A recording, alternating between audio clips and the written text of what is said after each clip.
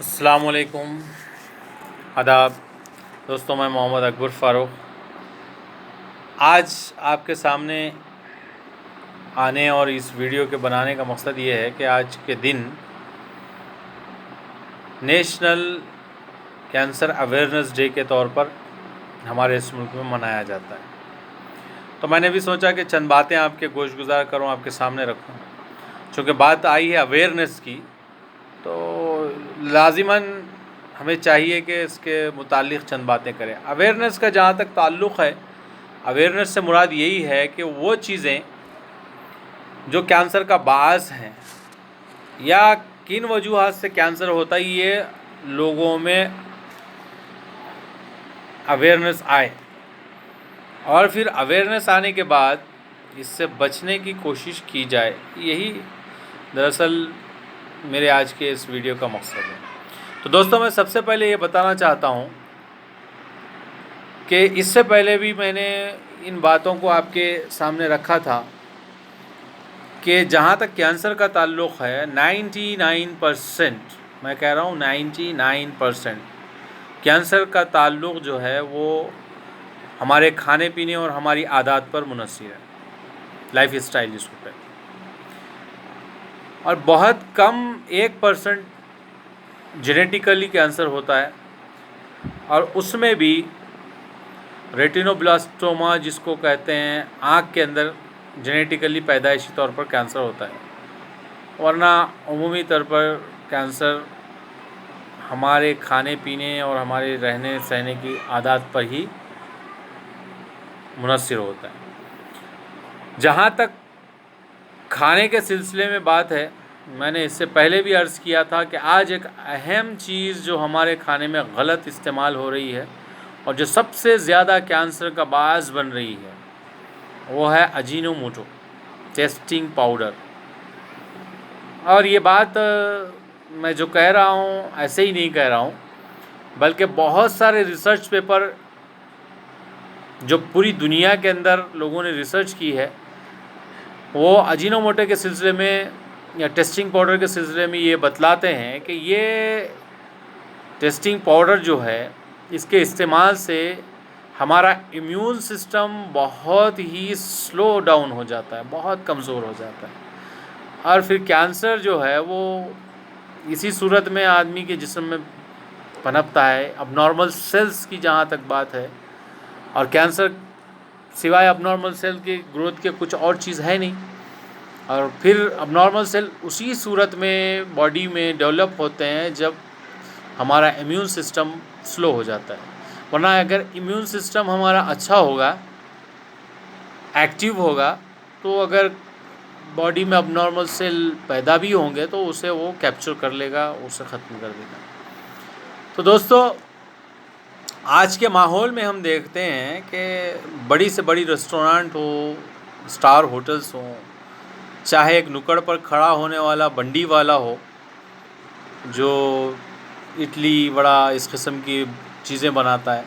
سبھی کے دماغ میں ایک فطور ہے۔ وہ فطور یہ ہے کہ وہ سب یہ سمجھنے لگے ہیں کہ ٹیسٹنگ پاؤڈر کے ذریعے ہی ٹیسٹ لایا جا سکتا ہے، اور اس فطور کی وجہ سے ہر کوئی بڑے پیمانے پر دھڑلے سے اس ٹیسٹنگ پاؤڈر کا استعمال بہت زیادہ مقدار میں کر رہا ہے۔ اسی وجہ سے لوگوں کی امیون سسٹم کافی حد تک ڈاؤن ہے، اور پھر کینسر کی وبا بڑی تیزی کے ساتھ پھیل رہی ہے۔ اور اسی کے ساتھ ساتھ ہم دیکھتے ہیں کہ دوسری ایک وجہ جو ہے عموماً وہ اورل کینسر جو ماؤتھ کینسر ہوتے ہیں اس میں، اور پھر لنگ کینسر کا بڑا باعث بہت ہی ہیں، وہ ہے ہمارے تمباکو کا استعمال، چاہے وہ گٹکا کی صورت میں ہو، پان کی صورت میں ہو، یا سگریٹ کی صورت میں، بیڑی کی صورت میں۔ یہ بھی ایک بڑا کاز ہے، اور مجھے بڑا افسوس ہوتا ہے، میں دیکھتا ہوں کہ بہت سارے لوگ مریض کے ساتھ آتے ہیں، پیشنٹ کے ساتھ آتے ہیں، لیکن وہ گٹکا کھاتے ہیں، حالانکہ وہ دیکھ رہے ہیں کہ ایک شخص موت اور زندگی کی جدوجہد کر رہا ہے، بڑی ہی تکلیف دہ صورتحال کا شکار ہے، لیکن اس کے باوجود انہیں کوئی اثر نہیں ہوتا. مجھے بڑا افسوس ہوتا ہے، بڑا افسوس ہوتا ہے. میں لوگوں سے یہ بڑے ہی شدید اپنے تاثرات کے ساتھ آپ سے استدعا کروں گا، اپیل کروں گا کہ بھائی آپ یہ جو گٹکا، سگریٹ اور اس قسم کے زردے کا استعمال کرتے ہیں، کیا آپ یہ نہیں سمجھتے کہ آپ کی اپنی ایک زندگی صرف آپ کی زندگی نہیں ہے، بلکہ آپ جب اس مرض میں مبتلا ہوتے ہیں تو آپ کی پوری فیملی سفر کرتی ہے، پوری فیملی درد اٹھاتی ہے، تکلیف برداشت کرتی ہے. اور یہ کرب اور درد جو ہے بڑا ہی اذیتناک ہوتا ہے، بڑا شدید ہوتا ہے. وہ تو وہی جان سکتا ہے جس کے اوپر یہ بات گزری ہو. تو دوستو، میں تمام لوگوں سے یہ کہوں گا، اگر آپ اپنے آپ کو، اپنی زندگی کو اہم نہیں سمجھتے تو کوئی مسئلہ نہیں، لیکن آپ اپنے ماں باپ پر، اپنے بیوی پر، اپنے بچوں پر رحم کریں. ان کے لیے ان چیزوں کو چھوڑیں، ترک کریں. آپ کا متاثر ہونا اس مرض سے صرف آپ کو تکلیف نہیں دیتا، بلکہ سارے لوگوں کو اتنا زیادہ متاثر کرتا ہے کہ زندگیاں تبدیل ہو جاتی ہیں. تو میں یہی کہوں گا ان لوگوں سے جو گٹکا کھاتے ہیں، زردہ کھاتے ہیں، سگریٹ پیتے ہیں، اس قسم کی چیزوں میں کو استعمال کرتے ہیں، برائے مہربانی اس کو چھوڑ دیں.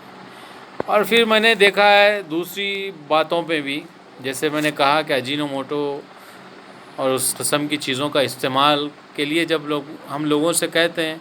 ہوٹل مالکین سے یا کوکس جو دعوتوں میں پکوان کرتے ہیں، تو اس کا کوئی خاصا رزلٹ نہیں آتا، لوگ اس پر توجہ نہیں دیتے.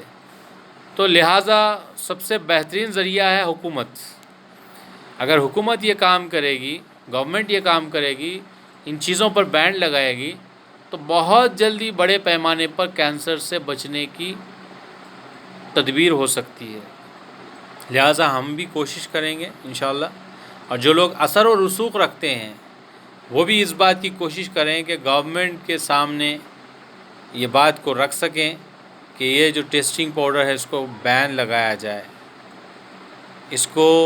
مکمل طور پر ہمارے سماج سے ہٹایا جائے، تاکہ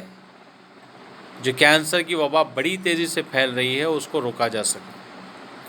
اب گٹکے وغیرہ پر تو گورنمنٹ بین لگاتی ہے، لیکن چونکہ صحیح سسٹم کے تھرو وہ کام نہیں ہو رہا ہے، لہٰذا اس کا کوئی خاصا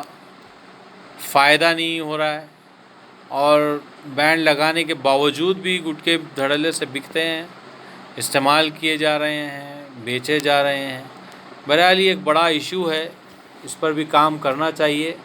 ہر آدمی کو اپنی استطاعت کے حساب سے، اپنے آس پاس میں، اپنے دوست احباب کو، اپنے گھر کے افراد کو،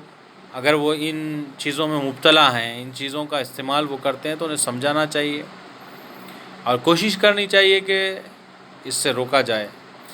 آخر میں چند اور باتیں آپ کے گوش گزار کر کے اپنی اس ویڈیو کو ختم کروں. دوستو، چند اور چیزیں بھی ہیں جس سے آپ کو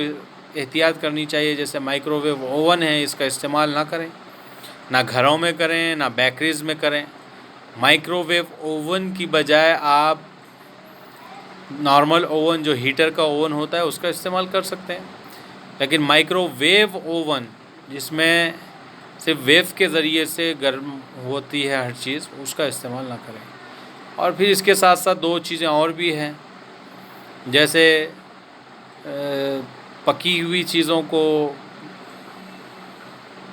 تیار شدہ چیزوں کو فریج میں رکھ کر بار بار گرم کرنا، اس کو پھر سے فریج میں رکھنا، پھر گرم کرنا، اس طرح کے چیزیں بھی نہ کریں، تازی چیزیں کھائیں. اور پھر اور ایک چیز ہے، آپ اپنے تیل کا بھی دھیان رکھیں. آپ جو تیل استعمال کرتے ہیں اس کو بارہا استعمال نہ کریں، یعنی کہ ایک چیز آپ نے اس میں فرائی کر لی، پھر اس کو رکھ دیا، پھر دوبارہ سے اس میں کوئی فرائی کر رہے ہیں، ایسی چیزیں نہ کریں. خاص طور پہ ہوٹل کے مالکین سے میں کہوں گا، گھروں میں تو بہت کم ہوتا ہے، لیکن ہوٹلوں میں ہم اکثر دیکھتے ہیں کہ جو تیل یہ استعمال کرتے ہیں سموسہ تلنے کے لیے، مرچی تلنے کے لیے یا ڈفرینٹ چیزوں کے لیے، تو یہ روزانہ کے معمول کے طور پر کچھ نہ کچھ 2-4 لیٹر تیل بچاتے ہیں، پھر دوسرے دن اس کو واپس سے فریش تیل کے اندر ڈالتے ہیں۔ تو یہ آئل اتنا زیادہ نقصان پہنچاتا ہے لوگوں کو، لیور کو ڈیمیج کرتا ہے، لیور کی بیماریاں پیدا کرتا ہے، ہیپاٹائٹس پیدا کرتا ہے، کینسر پیدا کرتا ہے۔ تو میں ہوٹل مالکان سے بھی کہوں گا، اگر وہ نہیں جانتے ہوں گے، ہو سکتا ہے بہت سارے لوگ اس طرح کی باتیں نہیں جانتے، وہ اتنا ہی تیل استعمال کریں جتنا کہ وہ اس دن کنزیوم کر سکتے ہوں۔ بار بار تیل کو آج کے تیل کو کل دوسرے دن اس میں دوبارہ سے ڈال کر استعمال نہ کریں۔ یہ میری چند ایک اس سے دعائیں تھیں، یا پھر سمجھیے آپ سے ریکویسٹ تھی اویئرنیس کی سلسلے میں، چونکہ آج کا دن ہے تو میں چند اویئرنیس کی باتیں آپ کے سامنے کیا ہوں۔ ویسے تو بہت ساری باتیں ہیں جو کینسر سے متعلق ہیں، انشاءاللہ ہم ایک ایک کر کے مختلف کینسر کے بارے میں ویڈیوز بناتے رہیں گے، اور ساتھ ہی ساتھ مختلف کینسر میں کیا کیا نوعیتیں ہوتی ہیں، پھر مریض کو کس طرح سے ہینڈل کیا جانا چاہیے، یہ سارے اویئرنیس کی ویڈیوز بھی ہم انشاءاللہ فیوچر میں بناتے رہیں گے۔ اسی بات کے ساتھ میں تمام لوگوں سے اللہ سے بھی دعا کرتا ہوں کہ اللہ تبارک و تعالی ہم سبھی کو صحت و عافیت کے ساتھ رکھے، اور اس موذی مرض بہت زیادہ چونکہ تکلیف دہ مرض ہے، فیملیز کو سفر کرتا، پوری فیملیز کو متاثر کرتا ہے، اس لیے اللہ تعالی ہر ایک کو اس سے محفوظ رکھے۔ اللہ سبھی کو صحت دے۔ اللہ حافظ، شب خیر۔